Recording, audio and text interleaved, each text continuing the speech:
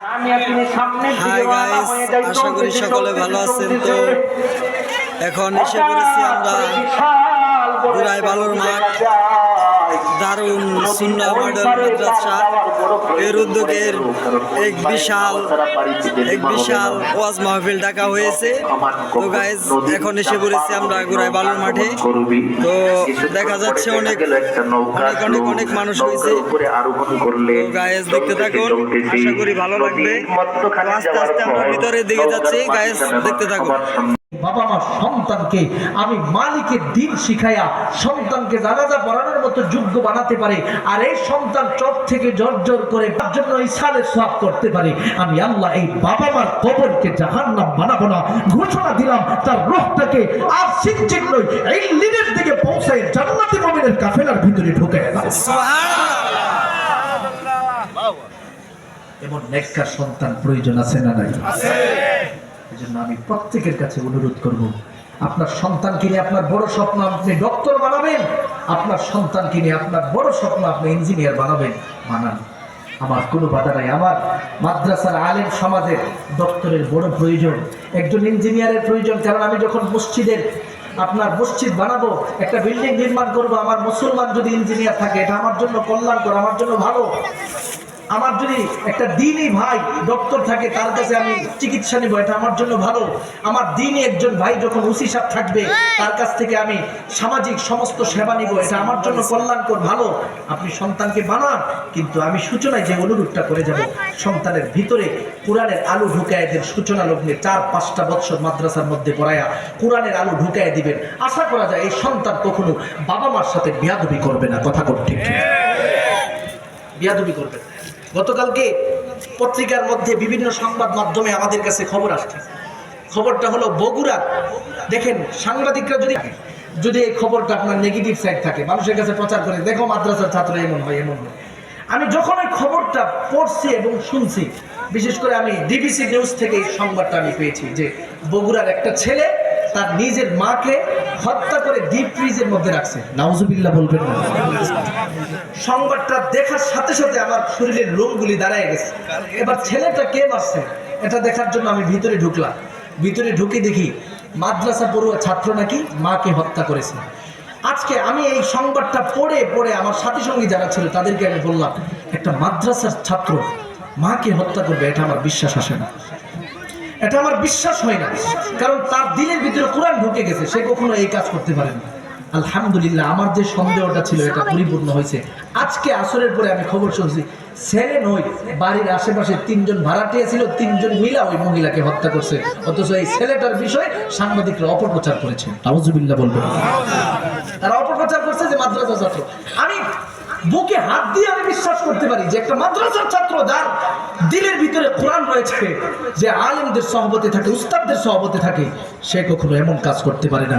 এজন্য আমরা দালাল মিডিয়াদেরকে পরিষ্কার ভাষায় ঘোষণা প্রদান করছি, এদেশের মাদ্রাসাকে নিয়ে কেউ যদি অপপ্রচার করার চেষ্টা করে, এদেশের তাওহীদি জনতা যেভাবে ফ্যাসিস্টদেরকে বিচারের কাঠগড়ার সম্মুখে দাঁড় করিয়েছে, তোমাদের মতো দালাল সাংবাদিকদেরকেও বিচারের কাঠগড়ায় দাঁড় করিয়ে ছাড়বে।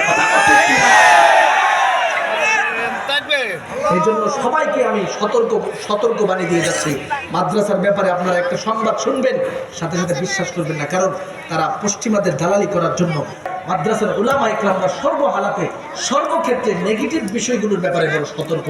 এক্ষেত্রে সবাই সতর্ক থাকে। এজন্য আমি আপনাদের কাছে যে বিষয়টা বলবো, সন্তানকে দিন শেখাবেন, মাদ্রাসাওয়ালা বানাবেন। সমাজের মধ্যে আপনি 100 জন ছেলে সন্তানকে একত্রিত করবেন, দেখবেন তাদের মধ্যে থেকে মাদ্রাসার পুরো ছাত্রগুলোকে আলাদা করবেন, টাকায় নেবেন, তাদের খবর নেবেন ফ্যামিলিদের কাছ থেকে যে আপনার যে মাদ্রাসা পুরো সন্তানটা আছে এই সন্তানটার অবস্থাটা কি, আর যে মাদ্রাসায় পড়ে না তার অবস্থাটা কি। খবর নিয়ে দেখবেন মাদ্রাসা পড়ুয়ার সন্তানটা বড় আদব বলা, বাপ মার সামনে মাথা উঁচু করে কথা বলে না, বাপ মাকে ধমকি দেয় না, বাপ মাকে সর্বোচ্চ সম্মান করে কথা কর, ঠিক কিনা? এই জন্য কোরআন শেখার প্রয়োজন আছে না নাই?